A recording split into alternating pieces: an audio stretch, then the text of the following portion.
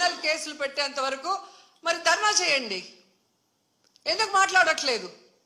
అలాగే మీరు మొన్న చూస్తే అసలు లడ్డూలో కల్తీ జరగకపోయినా వీళ్ళు చెప్పిన అబద్ధాన్ని వీళ్ళ కూటమి ప్రభుత్వంలో ఉన్న బీజేపీ మాధవీలత గారు వందే భారత్ ఎక్స్ప్రెస్ లో భజన చేసుకుంటూ వచ్చి ఎన్ని రకాలుగా మాట్లాడిందో మనం చూసాం. నిజంగా మీకు దేవుడి మీద భక్తి ఉంటే, భక్తుల మీద ప్రేమ అభిమానం ఉంటే ఈరోజు 6 మంది ఎవరి వల్ల అయితే చనిపోయారో ఈ ప్రభుత్వాన్ని నిలదీయండి. ఈ ప్రభుత్వంలో ఎవరెవరు ఈ చావుకు కారణమయ్యారో వాళ్ళందరి మీద మోడీ గారికి చెప్పి క్రిమినల్ కేసులు పట్టించండి. అంతేగాని ఈరోజు మీరు పూసుకొని మీరు చేస్తే మాత్రం అది కరెక్టు, వేరే వాళ్ళు చేస్తే తప్పు అన్నట్టుగా దొంగ మాటలు చెప్తూ ఎవరి మీద దుమ్మెత్తి పోయాలనుకుంటే ప్రజలు అన్నీ గమనిస్తున్నారు. అండ్ ఈరోజు మీరు చూస్తే మోడీ గారికి కూడా మేము విన్నవించుకుంటున్నాం. మీకు భక్తి ఎక్కువ ఉంది కాబట్టి ఈరోజు తిరుమలలో జరిగింది పూర్తిగా చంద్రబాబు నాయుడు గారి ఫెయిల్యూర్, ఆయన నియమించిన అఫీషియల్స్ పాలక మండలి ఫెయిల్యూర్. సో వీరందరి మీద విచారణ జరిపించి దీనికి ఎవరెవరి నిర్లక్ష్యం కారణమో వాళ్ళందరి మీద క్రిమినల్ కేసులు వేసి వీళ్ళందరినీ లోపల పెట్టాలి. ముందు వీళ్ళందరితో రాజీనామా చేయించాలని కూడా డిమాండ్ చేస్తున్నాం. ఇక హోంమంత్రి గారు ఉన్నారు, ఎప్పుడు ప్రెస్ మీట్ పెట్టి ఎవరి మీద దుమ్మెత్తి పోద్దామా, ఎవరిని మాట్లాడదామా అనుకుంటున్నారే తప్ప వీళ్ళు వచ్చిన తర్వాత ఈ రాష్ట్రంలో లా అండ్ ఆర్డర్ ఎలా దిగజారిపోయింది, మహిళల మీద ఎలా అఘాయిత్యాలు అవుతున్నాయి, ఏ విధంగా మనుషులు చనిపోతున్నారు తోపులాట్లో పోలీసుల నిర్లక్ష్యం వల్ల, వీళ్ళకి కంట్రోల్ లేదనేది స్పష్టంగా అర్థమవుతుంది. సో ఇలాంటి వాళ్ళని హోంమంత్రిగా పెడితే ఇంకెంతమంది ప్రాణాలు తీస్తారో ఒకసారి మీరే ఆలోచించి యాక్షన్ తీసుకుంటే మంచిదని కూడా కోరుకుంటున్నాను. అండ్ మనకొక సనాతన యోధుడు తిరుపతిలో ఆయన డిక్లేర్ చేసుకున్నాడు, నేను సనాతన యోధుణ్ణి, హిందువుల పక్కన నిలబడుతున్నా, హిందువులకు ఏదైనా జరిగితే నేను ఊరుకోను అన్నావు. అదే తిరుపతిలో ఈరోజు 6 మందిని మీ కూటమి ప్రభుత్వం చంపేసింది. దీనికి మీరు ఏం ప్రాయశ్చిత్తం చేస్తారు? చంద్రబాబు నాయుడుతో రాజీనామా చేయిస్తారా? మీరు బాధ్యత తీసుకొని రాజీనామా చేస్తారా? లేదా చైర్మన్ తో టీటీడీ చైర్మన్ తో రాజీనామా చేయిస్తారా? హోంమంత్రితో రాజీనామా చేయిస్తారా? లేదా అందరూ కలిసి కట్టకట్టుకొని రాజీనామా చేస్తారా? మీ అందరి ఫెయిల్యూరే కదా ఇది. నిజమైన సనాతన యోధుడివైతే ఇప్పుడు రా, వచ్చి మీ ప్రభుత్వంలో ఎవరెవరి నిర్లక్ష్యం వల్ల ఇది జరిగిందో వారందరి మీద క్రిమినల్ కేసులు పెట్టించుకోండి.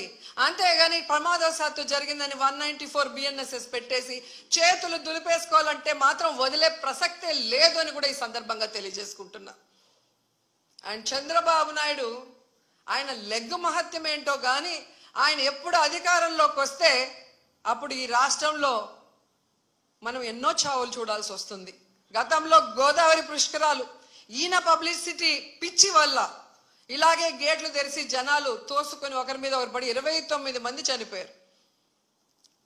మొన్న ముఖ్యమంత్రి అయిన వెంటనే ఈయన నిర్లక్ష్యం వల్ల, ఈయన వైఫల్యం వల్ల దాదాపుగా విజయవాడ వరదల్లో 60 మందికి పైగా చనిపోయారు. మళ్ళీ ఈరోజు చిత్తూరు జిల్లా కుప్పంలో ఉండగానే 6, 7, 8 ఉండి పోలీసులందరినీ తిప్పుకొని ప్రజల్ని గాలికి వదిలేశారు. మానిటరింగ్ లేదు. ఇన్ని లక్షల మంది వస్తున్నారు, వీళ్ళకి ఏం సదుపాయాలు చేశారు, వీళ్ళకి ఎలా టోకన్స్ ఇస్తున్నారు, ఎక్కడ క్యూ లైన్స్ ఇచ్చారు అనేది ముఖ్యమంత్రి పట్టించుకోడు, చైర్మన్ పట్టించుకోడు, ఎస్పీ, కలెక్టరు, అలాగే ఎండోమెంట్ మినిస్టర్ ఎవరు పట్టించుకోరు. బాగా జరిగితేమో మా గొప్పతనం 30 years ఇండస్ట్రీ, 40 years ఇండస్ట్రీ అని గొప్పలు చెప్పుకుంటారు. లేదు అంటే గత ప్రభుత్వ వైఫల్యం లేదా అఫీషియల్స్ వైఫల్యం అని ఎప్పుడు ఎవరో ఒకరి మీద దుమ్మెత్తి తప్పించుకోవాలన్న ప్రయత్నం చేస్తున్నారు. ఇది సీరియస్గా తీసుకోవాల్సిన ఇష్యూ. ఈ చంద్రబాబు నాయుడు గారి వైఫల్యం వల్ల, అసమర్థ వల్లే ఈరోజు ఇంతమంది చనిపోయారు. ఆయన నియమించిన వాళ్ళు ఎవరైతే ఉన్నారో వాళ్ళందరి నిర్లక్ష్యం వల్ల జరిగింది. సో వెంటనే ఈ ఎఫ్ఐఆర్లు మార్చి తప్పు చేసిన వాళ్ళ మీద క్రిమినల్ కేసులు పెట్టాలి. లేకపోతే మేమైతే వైఎస్ఆర్సీపీ తరఫున భక్తులకి అండగా ఉండి ఆ చనిపోయిన కుటుంబాల తరఫున పోరాటం చేస్తాం. వాళ్ళకి కూడా ఎక్స్గ్రేషియా ఒక్కొక్కరికి మరి డబ్బులు 1 కోటి నుంచి 2 కోట్ల దాకా ఇవ్వాల్సిన అవసరం ఉంది. ఎందుకంటే మీ వల్లే వాళ్ళు చనిపోయారు, వాళ్ళ నిర్లక్ష్యం వల్ల కాదు.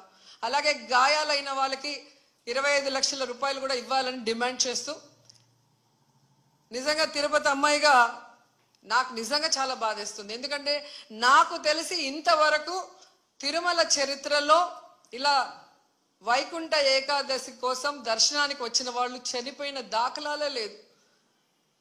అలాంటిది ఈరోజు 6 మంది దాకా చనిపోయారు అంటుంటే, ఆ కుటుంబాలు టీవీల్లో చూస్తుంటే వాళ్ళు ఏడుస్తుంటే మనసు ద్రవించిపోతుంది. కానీ ఈ కూటమి ప్రభుత్వానికి ఏ ఎమోషన్ లేదు, ఏ బాధ లేదు. ఎలా తప్పించుకుందామా, ఎవరి మీద తోసేద్దామా అన్న ప్రయత్నమే వీళ్ళు చేస్తున్నారు.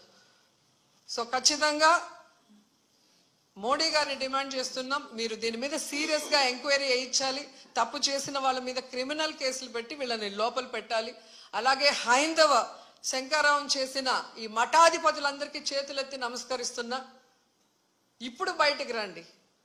బయటకు వచ్చి ఈ హైందవ ధర్మాన్ని నమ్ముకున్న భక్తుల్ని కాపాడుకోవాల్సిన బాధ్యత మన మీద ఉంది. అలాగే తిరుమల పవిత్రత కాపాడాల్సిన బాధ్యత మన మీద ఉంది. అలాగే భక్తుల చావుకు కారణమైన వాళ్ళని శిక్షించే విధంగా మనం పోరాడాల్సిన అవసరం కూడా ఈరోజు ఉంది. కాబట్టి మీరందరూ బయటికి రావాలి, మాట్లాడాలని కూడా కోరుకుంటున్నాను. ఈరోజు ఎంత దురదృష్టం అంటే, మొన్న game changer film function pre release event చూశాను. ఫొటోస్ చూస్తే మినిస్టర్ ఉన్నారు, కలెక్టర్ ఉన్నారు, ఎస్పీ ఉన్నారు.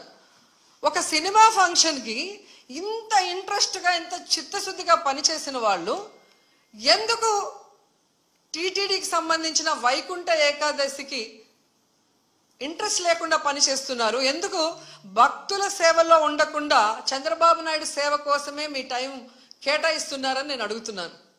దీంట్లో కల్ప్రిట్ ముఖ్యమైన వాడు ఎవరంటే జేఈఓ ఇన్ఛార్జ్ ఈఓగా ఉన్నారు వెంకయ్య చౌదరి. వెంకన్న దేవుడిని ఆయన చేతికి చంద్రబాబు నాయుడు ఇస్తే ఈ వెంకయ్య చౌదరి. Breaking news. తిరుపతి తొక్కిసలాట ఘటనలో డిప్యూటీ సీఎం పవన్ కళ్యాణ్ ఉద్దేశించి మాజీ మంత్రి రోజా మరోమారు విమర్శలు గుప్పించారు. అటు సమాజం మెప్పు కోసం పవన్ తమ తప్పును అంగీకరించినట్లే అంగీకరించి, ఇటు చంద్రబాబుకు ఇష్టమైన అధికారులపై చర్యలు కోరకుండా తన రాజకీయ ప్రయోజనాలను కాపాడుకున్నారని ఆరోపించారు.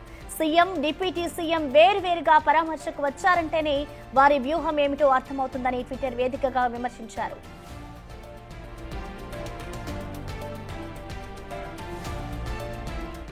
విధి నిర్వహణలో టీటీడీ చైర్మన్ ఈవో శ్యామలరావు, అదనపు ఈవో వెంకయ్య చౌదరిలు పూర్తిగా విఫలమయ్యారనేది పవన్ మాటల్లోనే స్పష్టంగా అర్థమవుతుందన్నారు.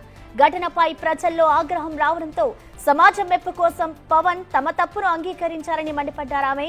ఇక ప్రాణాలు తీసిన వారిని ఎందుకు కాపాడుతున్నారని ప్రశ్నించారు.